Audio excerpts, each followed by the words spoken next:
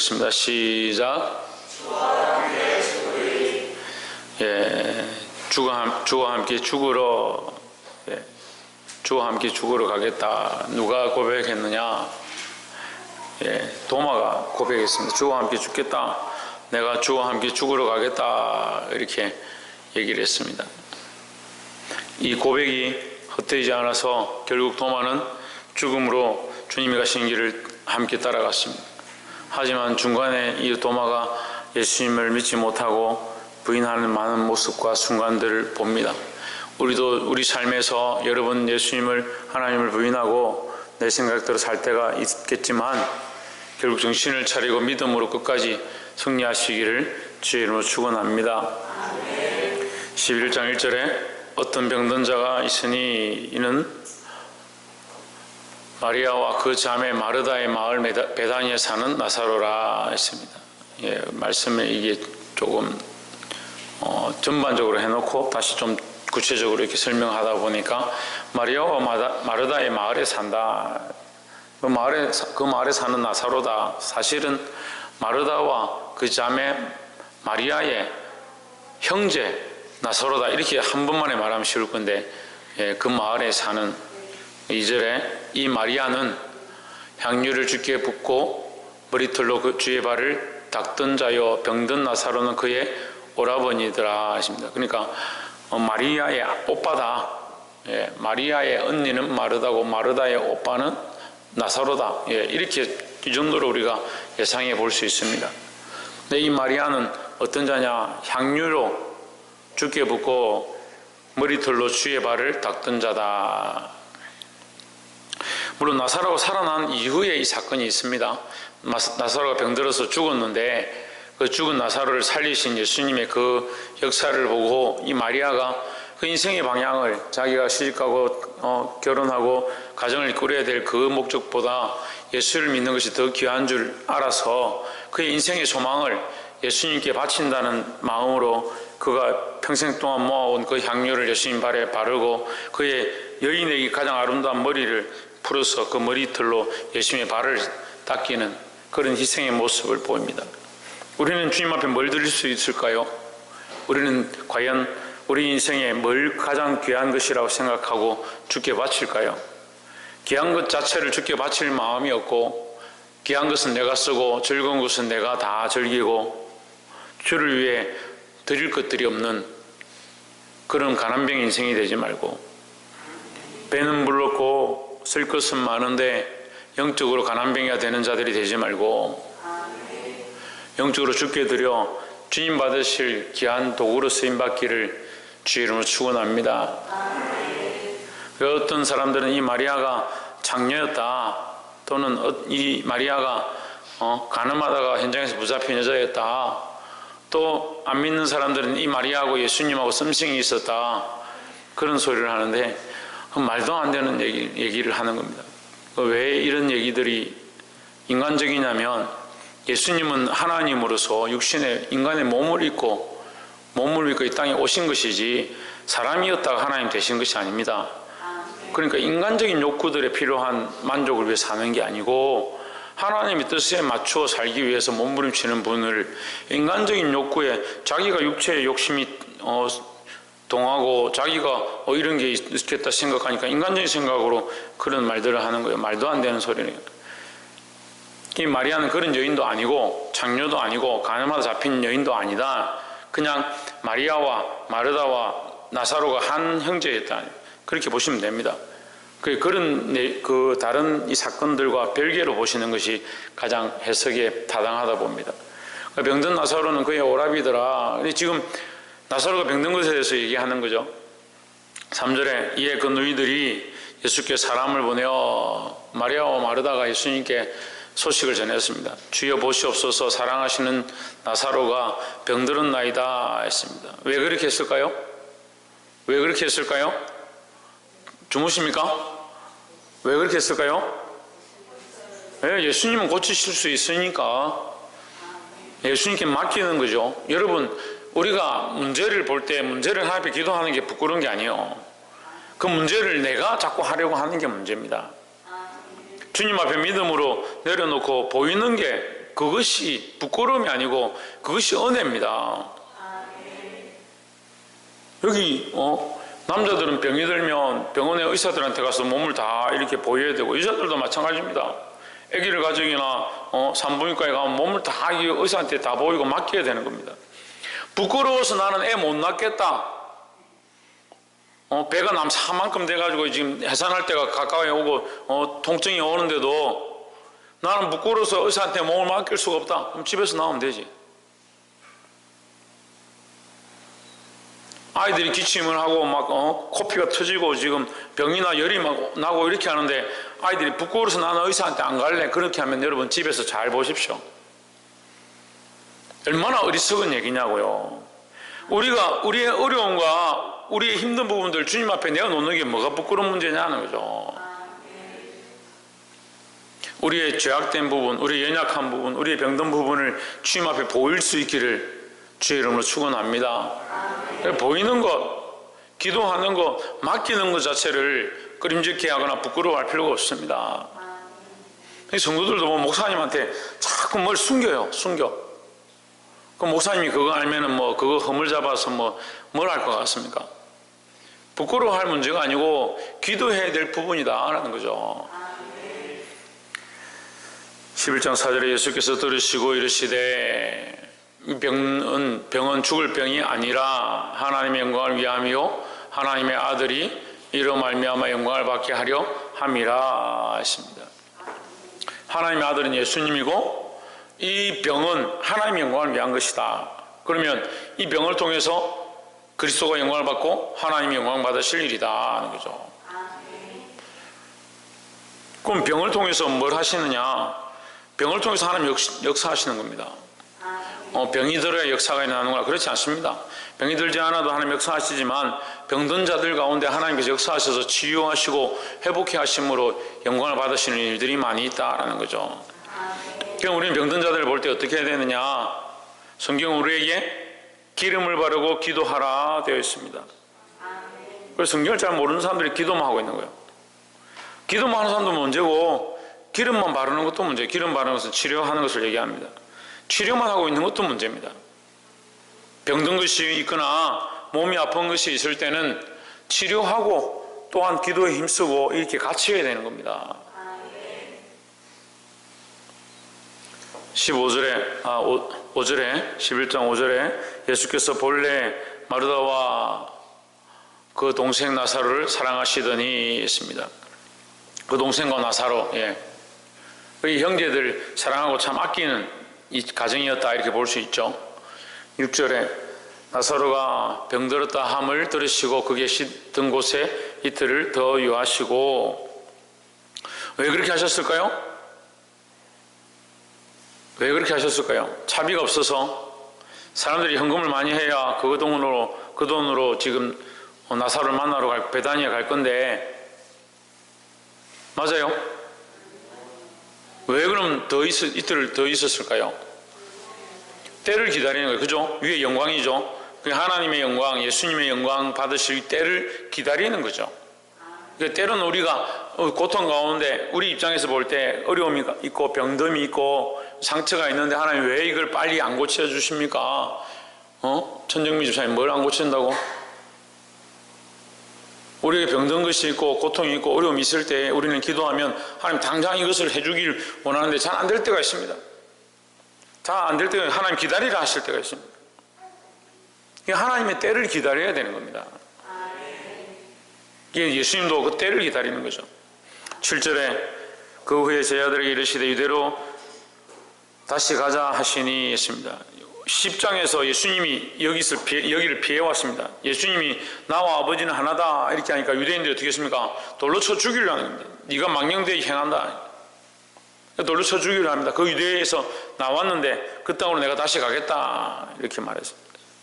그래서 제자들이 말렸죠. 8절에 제자들이 말하되 랍비 선생님이여, 방금도 유대인들이 돌로 지금 예수님 당신을 지금 선생님을 쳐서 죽이려고 했는데 그래서 우리가 피해서 여기 왔지 않습니까? 그런데 지금 다시 거기로 가신다고 합니까? 충분히 할 만한 얘기죠. 하지만 제자들은 뭘 못 보고 있습니까? 이 영적인 상황들을 못 보고 있는 겁니다. 예수님이 뭘 하시려고 하는지, 어떤 역사를 이루려고 하는지 보지 못하는 겁니다. 그럼 왜 교회에도 충돌이 나느냐?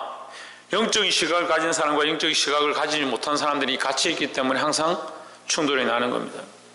그러면 보는 자든 보지 못하는 자든 무엇에 맞춰야 하느냐? 말씀에 맞춰야 한다는 겁니다.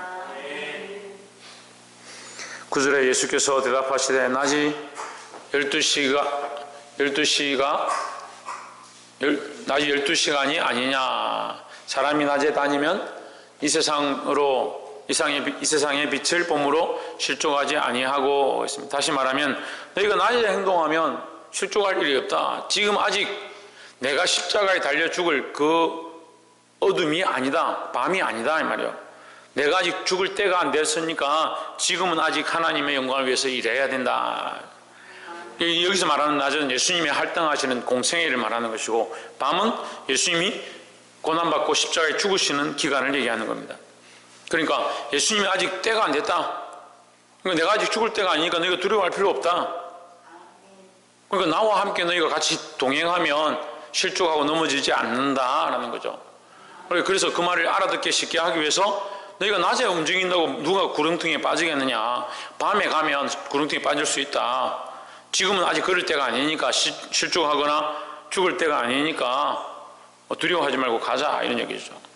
10절에 밤에 다니면 빛이 그 사람 안에 없는 거로 실족하느니라. 이 빛이 그 사람 안에 없다. 그 빛이 그 사람 안에 없다. 요한복음에 우리가 시작할 때 계속 빛에 대해서 얘기했습니다. 여러분 요한복음 시작할 때 기억나시는지 모르겠네. 그죠? 그 빛이 뭡니까? 세상에 비치는 참 빛이 누구냐? 예수 그리스도다는 거죠. 예수님이 자신을 가리켜서 에고 에임이라고 한다 했죠. 7가지. 그 중에 나는 세상의 빛이라 했습니다. 그러니까 밤에 다닌다는 말은 이 빛이 가리워졌다는 거죠. 밤에 그 빛이 그 사람 안에 없다. 사람 안에 빛이 있다는 말이 이상하잖아요. 예수님이 그들과 함께 한다 이 말이죠. 예수님이 그들과 함께하면 어둠에 다니는 것이 아닌데, 세상이 어두워도 어두움이 아닌데, 예수님이 그들을 떠났을 때는 너희가 어두운 가운데 있는 것이다 이 얘기죠. 예수님이 십자가에 달리셔서 죽으시고 나면 어둠이 임하기 때문에 그때는 어렵다. 지금은 아직 내가 너희와 함께 하니까 두려워하지 말고 함께 가자 이 말이죠.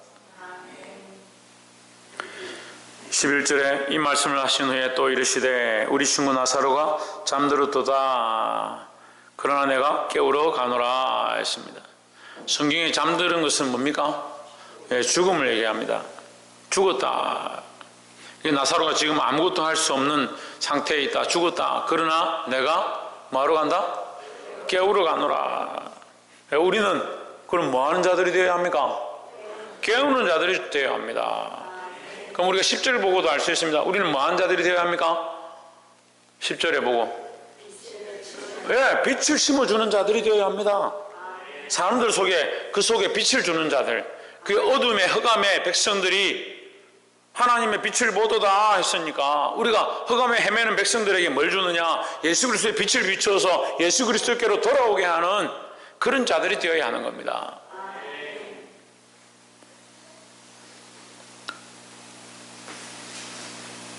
그래서 11절에 예수 그리스도께 돌아오는 것이 결국 뭐냐? 깨우는 것이다. 주를 알지 못하고 구원을 알지 못하는 자들, 그들에게 주를 알게 하고 구원을 알게 하고 하나님 나라를 알게 하고 영원한 생명을 알게 하는 거, 그게 뭐냐? 그게 깨우는 것이다는 거죠. 12절에 제 아들이 이르되 주여 잠들었으면 낫겠나이다 하더라 했습니다. 그 제자들도 나름대로 아는 의학 지식들을 동원해가 자기들이 알고 있는 걸 가지고 얘기하는 겁니다. 뭐랍니까? 잠들었으면 이제 병이 좀 나아가니까 좀 편하게 쉬는 것 같습니다. 이렇게 얘기하는 거죠. 아프면 어떻게 해요? 잠도 못 자요. 아파서 지금 병이 한참 심하면 잠을 잘 수가 있습니까? 근데 병이 심했는데 이제 잠이 들었으면 선생님 이제 좀 나아서 쉬고 있는 것 같습니다. 좀 나아지고 있는 것 같습니다. 이렇게 얘기하는 거죠. 자기 생각이죠. 자기 생각. 그러니까 이런 문제가 생기는 거예요. 보는 사람과 보지 못하는 사람들의 시각차이가 이렇게 크다니까요. 13절에 예수는 그의 죽음을 가리켜 말씀하신 것이나 저희는 잠들어 쉬는 것을 가리켜 말씀하심인 줄 생각하는지라 했습니다. 이게 완전히 다른 거죠. 예수님은 죽고 사는 것에 대해서 얘기하고 있는데 이 사람들은 자고 깨는 것에 대해서 얘기하는 거예요. 얘기가 안 되는 거예요. 보게 되길 소망합니다. 영적 시각을 뜨고 우리 가운데 참빛 대신 예수 그리스도를 쫓아감으로 우리도 많은 사람들에게 이 빛을 전하고, 많은 사람들이 뭘 전하고? 빛을 전하고, 빛을 전해서 뭘 한다? 빛을 전해서 뭘 한다? 깨우는 역할을 한다. 알지 못한 자들을 알게 하고 세상의 지식 가운데 빠져서 영적으로 잠자는 자들을 깨우는 자들이 되어야 한다 하는 겁니다. 박창준 뭐 하는 자들이 된다? 조혜준 뭐 하는 자들이 된다?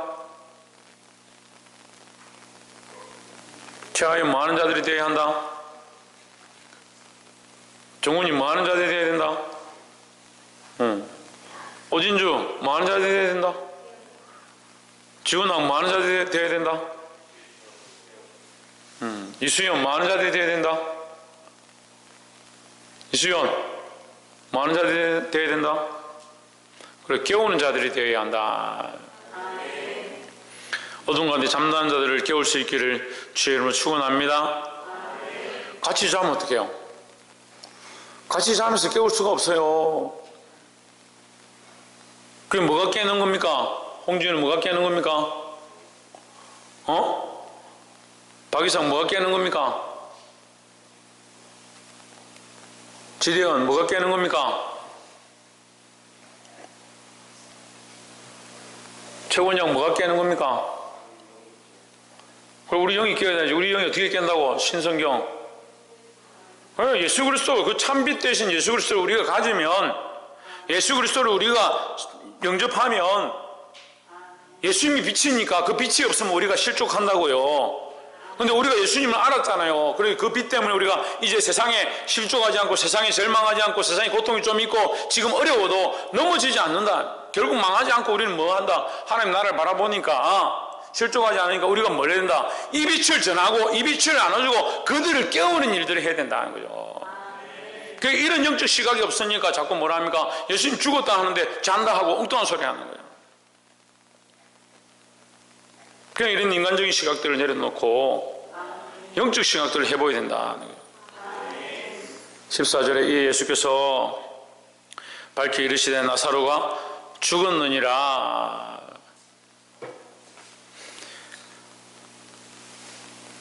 15절에 내가 거기 있지 아니한 것을 너희를 위하여 기뻐하노니 있습니다. 나사로가 죽은 걸 기뻐하는 게 아닙니다. 여러분 성경을 너무 자꾸 오해를 하는데 죽은 걸 기뻐하는 게 아니에요. 하나님이 우리의 고통당하는 걸 기뻐하는 게 아닙니다. 우리는 우리의 죄로 말미암아 고통을 당하는 것이고, 시험에 든 사람들, 믿음으로 살다가 시험에 든 사람들 대부분 보면요, 시험에 들었을 때 믿음이 있을까 없을까요? 한번 물어봅시다. 믿음으로 살다가 내가 믿음으로 열심히 했는데 가난해졌다, 어려워졌다, 그렇게 하면 그때 어려워지고 가난해졌다, 힘들다 이렇게 절망하고 있을 때 그때는 믿음이 있을까요 없을까요? 있어요. 믿음이 없어지니까 시험에 들죠. 믿음이 자꾸 빠져나가니까 시험에 들죠. 이거 어른들이 하는 말로 핫바지 바람 쐬듯이 방구 쐬듯이 새버린다고. 표시도 안 나게 다 새버려요. 믿음이 언제 있었냐? 어제 그 씩씩한 믿음, 와, 저 집사님, 저 장로님 저렇게 믿음이 많던 사람이 조금 집안이 어려워지니까 오늘 어떻게 저렇게 하면 저런 말들을 할 수 있을까? 그런 생각이 드는 거예요.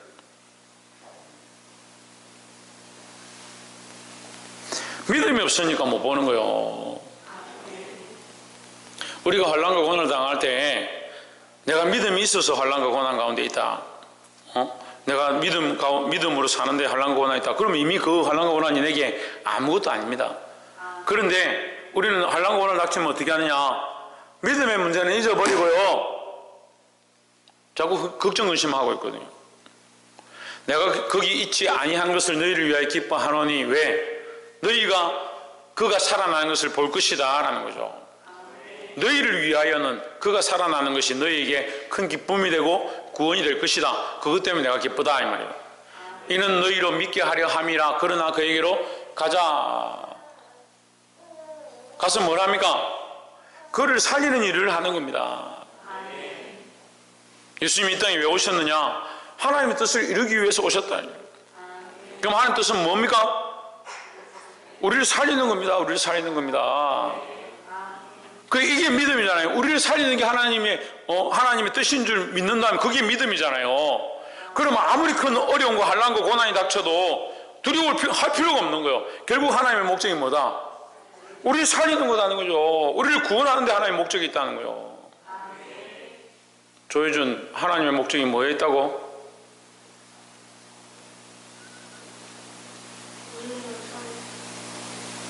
누구를? 니하고 해찬이하고? 둘이만? 그럼 엄마하고 이모하고 니하고 해찬이하고? 그러면 다. 그리고 하나님 살리는 하나님의 목적은 모두에게 있습니다. 모두에게. 근데 그 모두가 이것을 받아들이냐? 그러니까 받아들이는 모두죠. 모두에게 온 인류에게 하나님의 거룩한 구원의 계획이 있지만 모든 믿는 자니까 모두에게 있지만 그 중에서 믿는 자가 이것을 받는다라는 거죠. 너희를 믿게 하려 함이라. 16절에 디두모라 하는 도마가 다른 제자들에게 말하되 우리도 주와 함께 죽으러 가자 하니라 했습니다. 자, 이건 제가 해석할 때 보는 모양인데, 제가 보는 모양은 디두모는 믿음으로 고백한 게 아닙니다. 믿음으로 이 말을 고백한 게 아니에요. 우리도 주와 함께 죽으러 가자 이 말이 믿음의 고백이 아니에요. 주님 가니까 우리도 가자 이렇게 하는 거지. 주께서 지금 구원의 일들을 행하시고 이 구원을 통해서 우리를 기쁘시게 하고자 하고 우리를 더 믿음으로 이끌어드린다 이런 생각이 없어요. 그냥 주와 함께 죽으러 가자. 어떻게 우리가 선생님을 배반할 수 있냐? 선생님하고 지금 우리가 3년 동안 함께 살고 3년 동안 동고동락 했는데 어떻게 우리가 떠날 수 있냐? 우리도 가자. 죽으면 죽는 거지 뭐 어쩌겠냐? 멋진 의리죠. 영적 시각이 없습니다. 아직 영적 시각에 대해서 잘 모르는 겁니다. 예수님이 하고자 하는 일이 그 죽은 자를 살려서 구원의 역사를 이루고 하나님의 영광을 드러내고 결국 인자가 영광받게 하고자 하는 이 뜻들을 다 알았으면 디두모는 오히려 말을 못했을 거예요. 오히려 두려워 떨고 하나님의 아들이신 예수님을 더 밝히 알고 우리가 어떻게 감히 말하겠느냐? 오히려 말이 없는 자가 되겠죠. 때로는 우리가 하나님 앞에 말없이 하나님의 뜻을 구하고 엎드릴 때가 필요한 거예요. 우리가 하나님의 존엄과 위엄과 영광을 잘 모르니까요. 할 말이 얼마나 많아요. 우리 할 말은 다 하는 거예요. 저도 청소년들을 이렇게 사역을 많이 해봤는데 진짜 반성하는 사람이 있고 조금 반성하는 사람이 있고 그냥 상황에 따라 반성하는 사람이 있습니다. 꼭 사고를 치고 어디 떠났다가 교회 돌아와서 목사님 죄송합니다 이렇게 하는 사람도 있는데 그 종류가 여러 가지 있다고요. 그 중에서 정말 말을 못하는 사람이 있어요. 말을 못하는 사람. 정말 부끄럽고 두려워서 뭐라고 말할 수 없어서 너무 자기의 잘못인 줄 100% 아니까 할 말이 없는 거예요. 그런 아이들 보면 제가 더 화를 내겠습니까?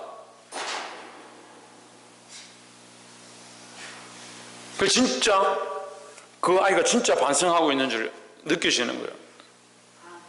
그러니까 말없이 앉아 있는데도 그 아이가 그렇게 자기 잘못을 오히려 뉘우치고 있는 가장 큰 소리를 내고 있는 것으로 느껴지는 거예요. 그러니까 말에 있는 게 아닙니다. 여기 도마는 우리가 주와 함께 죽으러 가자 했는데 예수님 부활하셨는데 내가 절대 안 믿겠다. 뻥 좀 치지 마라. 내가 예수님 손을 만져봐야 내가 믿겠다. 그런 소리를 하는 거예요.